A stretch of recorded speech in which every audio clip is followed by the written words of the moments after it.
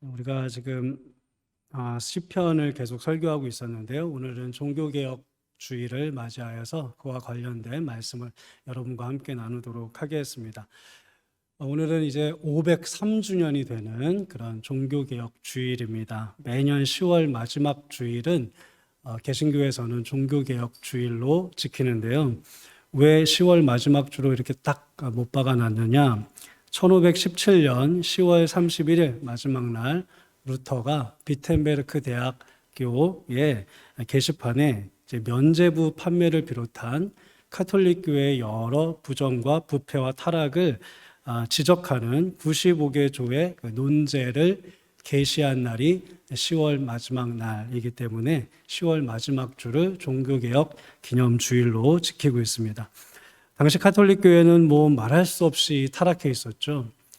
교회 교권이 12세기에 들어서면서 점점 약해졌거든요.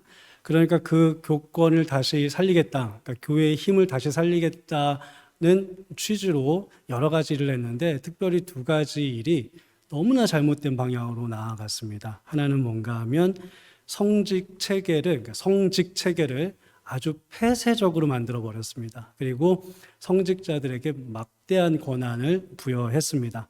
그러니까 이제 교회를 치리하는 그런 거룩한 권한 외에 여러 가지 세속적인 권한까지 덤으로 막 준 것입니다. 그러니까 성직자들에게 이권이 생긴 거예요. 세속적인 이권들이. 그렇게 이권이 생기니까 성직이 인기 있는 직업이 되어 버렸습니다. 그래서 소명받아서 성직자가 되는 사람도 물론 있었겠지만 이게 성직자가 되면 힘을 얻고 권력을 얻고 돈을 얻는다는 생각으로 성직자가 되려는 사람들이 점점 많이 늘어났습니다. 그리고 체계적으로 뭔가 이 단계를 거쳐서 성직자가 되는 그 어려운 과정들을 거쳐서 성직자가 되려고 하지 않고 성직을 돈 주고 사는 성직 매매가 일어나기 시작을 했습니다. 그렇게 돈 주고 성직자가 된 사람들이 어떻게 했을지는 뭐 안 봐도 뻔한 거 아닙니까? 독일 기독교 귀족에게 보내는 편지라는 글에서 루터가 당시 교회의 타락상에 대해서 이 편지에 썼는데요. 그 일부분이 이렇습니다. 황제가 1층 왕관을 쓰는데 교황은 3층 왕관을 쓰니 놀라지 않을 수가 없다. 추기경들도 교회를 위해서 하는 일이라고는 하나도 없고 도적놈처럼 돈에만 정신을 팔고 있다. 교황청은 성직매매, 술주정, 사기, 도둑질, 강도질, 사치, 매춘행위, 협잡질 등 하나님을 모독하는 일로 가득 차 있다. 이게 지금 교회 내에서 일어나고 있는 일이라는 거예요. 이게 500년 전에 루터가 쓴 편지인데 마치 오늘날 이 세상을 보면서 쓰는 편지와도 같다는 생각이 들어서 마음이 굉장히 씁쓸합니다. 이제 한편으로는 그랬고요. 또 하나는 뭐가 있었냐면 교회의 위용을 좀 과시해야겠다, 힘을 좀 키워야겠다. 그걸 하기 위해서 성전을 거대하게 짓기 시작을 한 겁니다. 대표적인 게 바로 바티칸 시티에 지금도 있는 그 베드로 성당입니다. 얼마나 무리를 내서 지었는지요. 진지 100년이 됐는데도 완공을 못한 거예요. 돈이 더 필요할 거 아닙니까? 그 성전을 완공하기 위해서 돈을 더 걷기 위해서 만들어낸 게 그 유명한 바로 면죄부인 것입니다. 면죄부를 팔았어요. 면죄부 이런 겁니다. 천국 가기 위해서는 천국 갈 만큼의 그 싹을 모아야 돼요. 그 선행을 통해서 모으는 거예요. 그런데 이미 죽은 성인들 있잖아요. 카톨릭에서는 성인을 세우지 않습니까? 그 죽은 성인들은 선행을 너무 많이 했기 때문에 천국에 가고도 남을 만한 선행이 있는 거예요. 그러니까 천국값을 치르고도 그 선행값이 아직 많이 남아있어요. 그게 어디 있냐? 하늘 창고에 모아져 있습니다. 그 하늘 창고에 모아져 있는 선행을 나누어 판다는 거예요. 그게 이제 면죄부입니다. 그렇게 되면 나에게 부족한 선행이 있잖아요. 그것을 채우는 거죠. 채워서 나도 천국 갈 수 있다는 것이고요. 그것뿐만이 아니라 이미 죽은 사람들, 이 죽은 사람들 중에 선행이 조금 모자란 사람들은 천국도 못 가고 그렇다고 지옥에 보내기는 좀 그렇고 해서 중간 단계인 아직 연옥에 있는 사람들이 있다는 거예요. 그 연옥에 있는 이미 죽은 사람들도 살아있는 사람이 면죄부를 사주면 거기에 있는 사람들도 천국에 간다. 이렇게 이제 면죄부를 판 것입니다. 이거 뭔가요? 이건 사기죠. 거대한 종교 사기를 지금 치고 있는 거예요.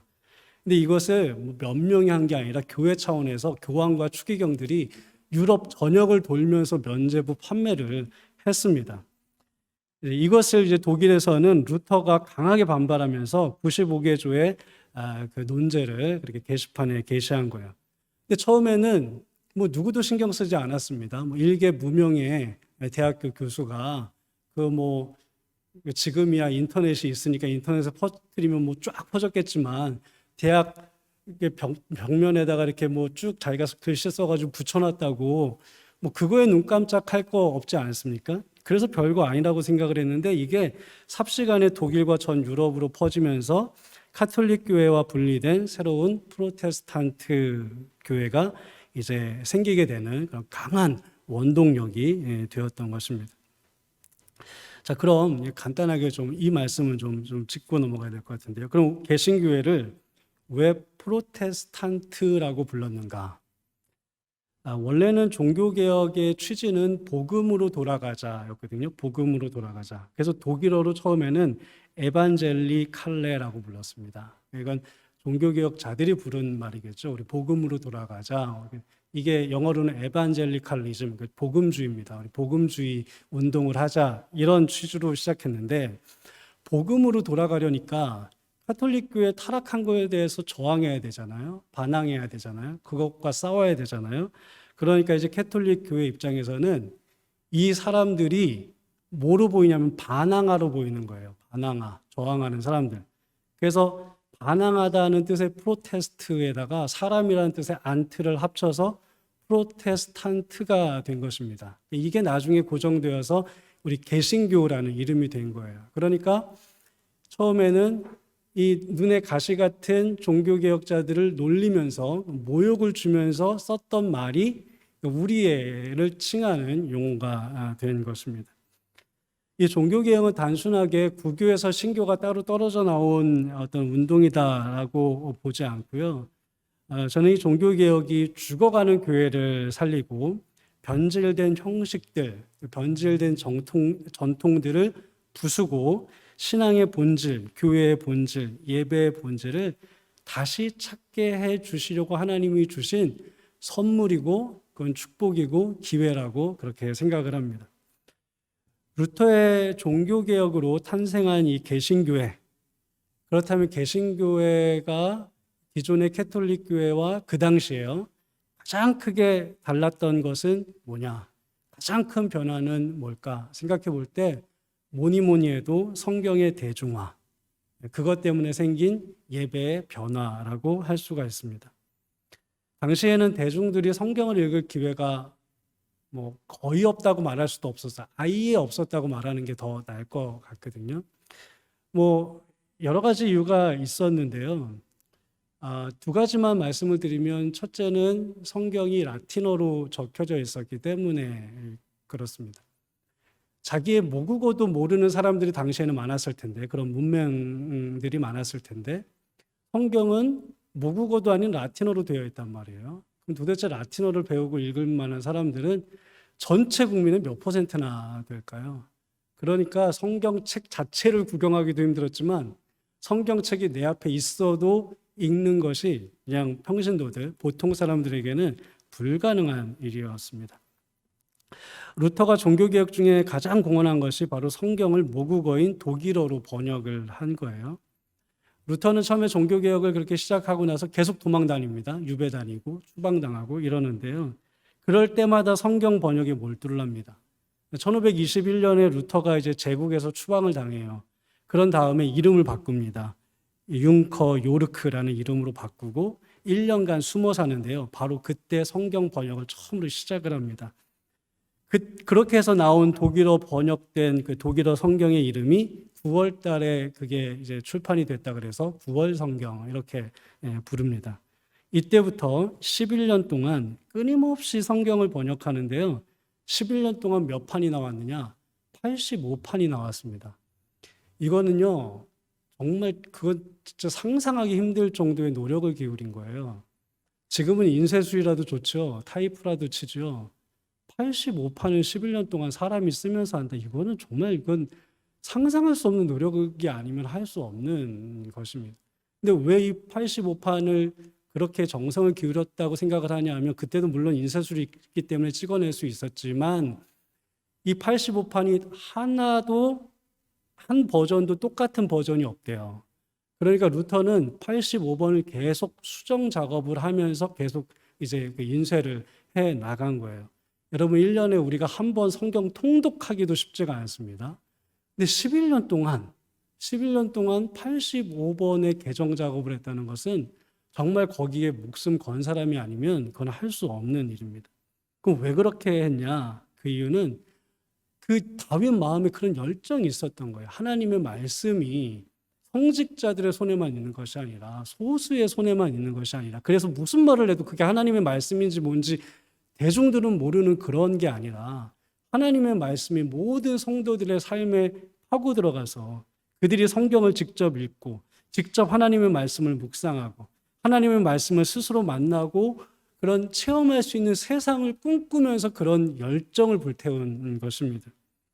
또 한 가지는 왜 성경이 이렇게 대중들에게 읽기 힘들었냐면 책값이 너무 비쌌기 때문에 너무 비쌌어요. 인쇄 기술이 다행스럽게도 이제 종교개혁이 시작되기 전에 이제 우리가 뭐 교과서에서 다 배웠던 것처럼 구텐베르크의 금속 활자가 만들어지면서 유럽에 인쇄술이 보급되기 시작을 하는데요. 그게 성경 보급에 아주 큰 영향을 끼쳤기도 했는데요. 아무튼 인쇄 기술이 아직 발달될 때가 안 왔기 때문에 책은 어디만 있는 거냐? 책은 도서실에만 있는 거예요. 혹은 갑부가 소장용으로 갖고 있거나 성경책 같은 경우는 교회에만 있는 거예요. 다른 데 어디서도 찾아볼 수 없는 거예요. 당시에 이 성경을 필사한 거 있잖아요. 손으로 필사한 거. 이게 한 권의 값으로 따지면 얼마 정도 했는지 여러분 가늠하실 수 있으세요? 얼마면 비싸다고 생각하세요? 성경책 한 권을 손으로 쓴 건데 얼마면 비쌀 것 같으세요? 당시에 독일은 굴덴이라는 화폐를 썼는데요. 1굴덴이 노동자, 아주 하층 노동자의 2주에서 3주 사이의 그 품삯이었어요. 그러니까 보름 정도 되는 품삯이 1굴덴이에요. 그러면 오늘날로 그냥 쉽게 우리가 계산하기 쉽게 한 노동자, 아주 돈을 많이 못 버는 노동자들이 보름 동안 일해서 벌을 수 있는 품삯을 아주 싸게 쳐볼게요. 1,000불. 이렇게 한번 계산하기 쉽게 한번 해보겠습니다. 루터가 대학 교수로서 8굴덴을 받았어요. 그러면 8,000불 정도로 월급으로 받은 겁니다. 그러면 몇 굴덴이 되면 성경은 비싼 걸까요? 몇 굴덴 정도 했을 것 같으세요? 1굴덴 정도 했을까요? 1굴덴? 아니면 대학 교수 월급 정도? 8굴덴? 그 정도 했을까요? 그 정도면 비싸겠죠? 성경책 한 권이요. 필사로 한 게 그 당시 가치로 500굴덴. 그걸 1,000불로 계산하면 50만 불인 거예요. 그걸 살 수가 없어요. 그런데 루터의 첫 독일어 번역이었던 9월 성경의 초판은 다행히도 필사는 아니었어요. 인쇄를 해서 3,000불을 찍었는데 정말 기적이에요. 3,000불. 그래도 비쌌을 텐데 그게 그 달에 다 나갔어요. 그래서 9월에 초판을 3,000불 찍었는데 12월 달에 2판을 인쇄할 정도로 그렇게 다 팔렸어요. 근데 어떻게 그렇게 가능한가? 인쇄를 해도 엄청 비쌌을 텐데 어떻게 그게 가능한가? 인쇄 기술로 책값이 좀 더 싸지긴 했지만 루터가 원래 받아야 될 책값보다 훨씬 싸게 받은 거예요. 책값. 얼마냐? 1.5굴덴. 고작 1.5굴덴. 1,500불. 성경책 한 권 1,500불 정말 싸죠? 정말 싸잖아요. 그 정도면 싼 거 아니에요? 비싼가요?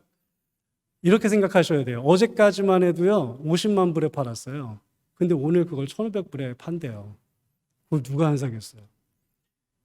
제가 비싼 차는 얼마나 하나, 이거 좀 제가 이렇게 비교를 하려고, 롤스로이스 얼마나 할까 한번 찾아봤거든요. 저는 차값이 그렇게 비싼 줄 몰랐어요. 롤스로이스 중에 싼 모델이 한 50만 불 정도 하더라고요. 그래서 그럼 롤스로이스 50만 불짜리라고 치고요. 싼 모델. 어제까지 50만 불에 파던 롤스로이스를요, 오늘 1,500불에 팔아요. 그럼 여러분은 사요, 안 사요? 네, 죄송하지만 저는 사요. 혹시 그런 날이 있을 때 제가 롤스로이스를 샀다고 여러분 너무 뭐라 그러지 마세요. 그거는 반드시 사야 되는 거예요. 그래서 성경이 그렇게 불태나게 팔렸어요. 루터가 얼마나 하나님의 말씀을 사람들에게 만나게 해주고 싶었는지를 알 수 있어요. 그런데 생각해 보면 이건 루터 혼자 힘으로 할 수 있는 게 아니에요. 그거 다 빚이잖아요. 어떻게 자기가 이렇게 빚지면서 그런 일을 해요. 거기에는 루터의 이 비전을 공유하면서 함께 그런 하나님의 나라를 꿈꿨던 독일의 귀족들이 있었기 때문에 가능한 것이었어요. 내가 손해봐도 하나님의 나라가 그렇게 해서 임할 수 있다면, 하나님의 말씀이 세상 사람들 속에 그렇게 전파되고 나아갈 수 있다면 내가 기꺼이 자금을 그렇게 되겠소라고 나섰던 사람들이 있었기 때문에 가능한 것이에요. 우리 사랑하는 여기 계신 우리 샘프라노 성결교회 성도님들, 돈 많이 버십시오. 정말 정당한 방법으로 말이죠. 돈 많이 버세요. 그리고 하나님 나라에 대한 꿈을 꿨으면 좋겠어요. 내가 돈 많이 벌어서 나 롤스로이스 타야지, 이런 꿈 말고요. 내가 돈을 많이 벌어서 롤스로이스 탈 만큼의 돈을 가지고 있어도 그걸 거기에 쓰지 않고 하나님 나라를 위해서 내가 기꺼이 써야지라고 하는 마음이 있을 때, 그 마음과 하나님의 비전이 만날 때 이런 엄청난 일들이 시작되고 나타나는 줄 믿습니다. 이렇게 성경이 보급되자 말씀이 신앙생활에 아주 중요해지게 되었죠. 예배의 형태도 큰 성전 중심, 예식 중심에서 아주 간소하게 바뀔 수가 있었어요. 작은 공간이라도 사람들이 모이면 거기에 예배하는 것에 아무런 제약이 없었고, 목사 혼자라도 성경책만 손에 들려 있으면 어디 가든지 전도할 수가 있게 되었어요. 그게 가능한 세상이 되었던 겁니다. 오늘날 사람들은 그때 그 루터로부터 촉발된 종교개혁을 제1의 종교개혁, 그리고 오늘날 벌써 한 20, 30년 전부터 이제 우리에게 제2의 종교개혁이 필요하다라고 말하는 사람들이 생겨나기 시작을 했고요. 요즘 특별히 그렇게 말하는 분들이 많아요. 그런데 사실은 루터의 종교개혁 이전에 가장 극적인 종교개혁의 원조는 누구였냐? 예수님이었죠. 전통적인 유대교를 그냥 뒤엎으시고 그리스도교 탄생을 불러온 종교개혁이 2000년 전에 이루어진 겁니다. 오늘 본문이 어떻게 종교개혁과 연관이 될 수 있겠느냐 이렇게 생각하실 수도 있는데, 오늘 본문은 예수님이 개혁하신 것, 그 당시에 그것의 본질이 뭔지를 우리에게 정말 단적으로 보여주는 본문 중에 하나입니다. 오늘 본문을 보면 어떤 사마리아 여자가 예수님과 대화하는 내용이 나오죠. 근데 이 사마리아 이 여인의 배경은 남편이 이전에 5명이 있었대요. 지금은 다른 남자랑 사는데 이 남자는 남편이 아니래요. 좀 대단한 여자인 거예요. 우리가 지금 2000년 후에 지금 우리는 굉장히 개방됐잖아요. 그래서 성적인 담론에 대해서 이야기하거나 혹은 여러 가지 음담패설을 방송에 나와서 해도 그것에 대해서 아무런 거리낌이 없는 시대에, 우리가 그런 개방적인 시대에 살고 있음에도 불구하고 만일 우리 중에 어떤 분이 이 여인과 같다면 우리는 겉에서는 말을 못할지 모르지만 속에서는 다들 한마디씩 귀에서는 했을 거예요. 다시 한번 쳐다보고 말이죠. 어떻게 저렇게 인생이 기구해? 불쌍하게 볼 수도 있고 욕을 할 수도 있고, 일단 뒷말이 아주 무성할 거라고요. 그런데 2000년 전에 그렇게 전통적인 유대사회, 그렇게 보수적인 유대사회에서 이 여자가 가지고 있을 여러 가지 환경을 생각하면요, 그것은 실로 우리가 상상할 수 없는 것입니다. 그런 여인이 예수님과 이제 대화를 하는 거예요. 그런 여인이. 그런데 뭔가 심상치 않아요. 선지자인 것 같아요. 그렇게 생각이 딱 되자 갑자기 대화의 문맥과 전혀 상관없는 질문을 던지는 거예요. 갑자기 던지는 질문이 4장 20절에 나오는 거죠. 우리 조상들은 이 산에서 예배하였는데 당신들의 말은 예배할 곳이 따로 있다. 예루살렘에서 예배를 해야 된다더라. 거기까지만 오늘 성경은 나오는데요. 뒷부분에 이런 말이 있는 거예요. 그럼 도대체 어디가 맞습니까? 어디서 예배하는 게 맞습니까? 이 여인은 사마리아 여인이잖아요. 사마리아 사람들은 그리심산에 자신들의 성전이 있었어요. 유대인들은 예루살렘에 자기들의 성전이 있었던 것이고요. 근데 우리는 지금 유대 역사를 통해서 성경을 보니까 그리심산 성전은 전혀 우리가 알지 못하는 것이고요. 그러나 이 사마리아인들도 다 아브라함의 자손이잖아요. 야곱의 자손이잖아요. 다윗 솔로몬 때까지는 다 같은 이스라엘 백성이었잖아요. 그러다가 솔로몬 이후에 둘이 갈라지게 되고 나중에 이쪽 한편은 사마리아 사람으로 불리는 여러 가지 역사적인 과정이 있는 거예요. 어쨌든 그래서 둘 다 하나님을 섬기는 것인데 사마리아 사람들은 그리심산 성전에서 예배를 드렸고요.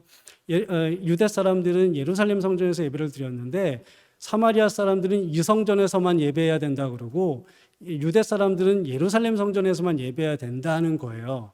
그러니까 이 여인의 궁금한 것은 도대체 어디서 예배를 드릴 때 하나님이 예배를 받으시냐, 이거를 지금 질문을 하는 것입니다. 근데 이 질문이 되게 뜬금없어요. 처음에 이렇게 쭉 맥락을 보면 예배에 대한 얘기가 나올 것도 아닌데 이 여인은 갑자기 예배에 대한 이야기를 꺼내거든요. 그거로 비추어 봐서 좀 마음이 짠해요. 그러니까 예배에 이 여인이 굉장히 목이 말랐던 것 같아요. 세상이 다 자기에게 손가락질하고요. 어디 마음 붙일 곳 하나도 없고요. 지금도 어디 남자랑 살긴 하는데 이 남자 도저히 믿을 만한 사람 아닌 거 자기도 너무 뻔히 알고 있고요. 그렇게 사는 거예요. 너무 인생이 기구한 거예요. 지금 코로나 때문에 코로나 걸리면 격리하잖아요. 그런 격리보다 훨씬 더 심한 격리를 이 여자가 그 당시에 평생 동안 받으면서 살고 있는 겁니다. 그러니까 얼마나 하나님께 이 여인은 예배하고 싶은 마음이 있는 거예요. 내가 사람들도 몰라주지, 내 운명도 기구하지, 믿을 사람 아무도 없지. 정말 하나님께 참된 예배, 하나님이 받으시는 예배, 하나님 안에서라도 위로받고 싶다, 격려받고 싶다, 치유받고 싶다, 이런 마음이 있었어요. 그런데 이곳이냐 저곳이냐 사람들이 말하는 게 다르니까 이거에 대해서 예수님께 질문을 한 겁니다. 이 여인의 질문에 대해서 예수님이 대답을 하죠. 여자여, 내 말을 믿으라. 이 산도 아니고 예루살렘도 아니다. 이제 참되게 예배하는 시대가 온다. 예수님이 하신 말씀을 직접 한번 읽어볼까요? 요한복음 4장 23절, 24절 같이 다시 읽겠습니다. 참되게 예배를 드리는 사람들이 영과 진리로 아버지께 예배를 드릴 때가 온다. 지금이 바로 그때이다. 아버지께서는 이렇게 예배를 드리는 사람들을 찾으신다. 하나님은 영이시다. 그러므로 하나님께 예배를 드리는 사람은 영과 진리로 예배를 드려야 한다. 아멘. 장소나 형식이나 제도 같은 어떤 지금 보이는 것에만 빠져 있는 예루살렘 사람들이나 사마리아 사람들이나 그들이 그렇게 신성시하고 우상시하는 그리심산 성전이나 예루살렘 성전이나 또 거기 그 안에서 드리는 형식적인 예배나 이런 모든 것들은 참된 예배가 아니라는 말씀을 하고 계신 것이죠. 그리고 결국 예루살렘 성전은 기원 후 70년 로마에 의해서 완전히 이제 초토화, 다 박살이 나게 됩니다. 그렇게 성전이 무너지자 예배가 멈췄나요? 사람들은 예배할 곳을 찾지 못하고 다 뿔뿔이 흩어졌나요? 그렇지 않잖아요. 예수님의 가르침을 받은 제자들은 이전과는 전혀 다른 형태의 모임을 통해서 더 본질에 가까운, 하나님의 말씀에 더 가까운, 예수 그리스도의 십자가를 더 부여잡는 예배를 드릴 수 있게 되었던 거죠. 그런데 예수님 이전에도요, 이런 개혁이 구약시대에 한 번 정도 더 있었습니다. 구약시대 예배는 앞에서 잠깐 말씀드렸지만 성전이 있고 난 다음에는 성전 중심의 예배였고요. 성전이 없을 때는 장막 중심의 예배였어요. 어쨌든 특정한 그런 예배 공간이 있었고요. 또 여러 가지 제사와 제의가 있었어요. 그게 이제 일반적으로 구약의 예배, 구약의 제사였어요. 그런데 이스라엘 사람들이 바벨론의 포로로 끌려갔어요. 성전에서부터 멀어진 거예요. 설상가상으로 그렇게 될 때 예루살렘에 남아있던 성전이 폭삭 다 주저앉았어요. 무너져 버렸어요. 그러니까 바벨론의 포로로 잡혀갔던 사람들이 성전에서 너무 멀리 떨어졌고 성전도 이미 파괴되고 없으니까 그들은 기존의 예배가 아니라 하나님의 말씀에 집중하는 그런 시간들을 그 바벨론 포로 기간을 보냈던 겁니다. 그렇게 하나님의 말씀에 집중하다가 드디어 그들이 포로 생활에서 귀환합니다. 느헤미야가 백성들을 이끌고 예루살렘으로 딱 왔습니다. 왔는데요. 꿈에 그리던 고향일 줄 알고 왔는데 이런 예루살렘이 완전히 초토화되어 있는 거예요. 예루살렘 성전뿐만이 아니라 모든 성벽이 다 무너져 버리는 거예요. 어디 도대체 들어가 살 집이 없어요. 그래서 50 며칠간, 약 2달간 이제 느헤미야를 선두로 해가지고요 성벽 재건을 합니다. 살 집은 줘야 되잖아요. 그러니까 성벽 재건들을 쭉 해요. 그냥 2달 남짓 걸렸어요. 그걸 다 맞춰놓고 모여서 뭘 했겠어요? 감사 예배를 드렸겠죠. 하나님, 이제 드디어 우리가 이렇게 성벽이라도 지어놨습니다. 이제 여기서 우리가 이제 잘 살겠습니다. 뭐 이런 예배를 드렸지 않겠습니까? 그런데 이때의 예배는 이전에 단 한 번도 보지 못했던 형식의 예배가 여기서 튀어나옵니다. 에스라가 제사장인데, 학사이고 제사장인데요. 백성들을 불러 모았어요. 감사 예배를 드리러, 제사를 드리러 모인 거죠. 그러면 거기에 뭐 성전은 아직 없지만 제단이라도 쌓아야 되고 제물이라도 있어야 되잖아요. 그런 게 없어요. 딱 모아놓고요. 그 대신 나무로 만든 강단을 만들어 놨어요. 나무로. 그리고 그 위에 올라가요. 그리고 하나님의 말씀을 펼쳐요. 그리고 하나님의 말씀을 읽어요. 그리고 그걸 풀어줘요. 그리고 다른 레위인들이 순서로 나와서 하나님의 말씀, 율법을 읽고 그 율법을 풀어줘요. 그것을 듣고 백성들은 감동하여서 막 울어요. 이거 구약의 예배인가요? 이거 오늘날 예배잖아요.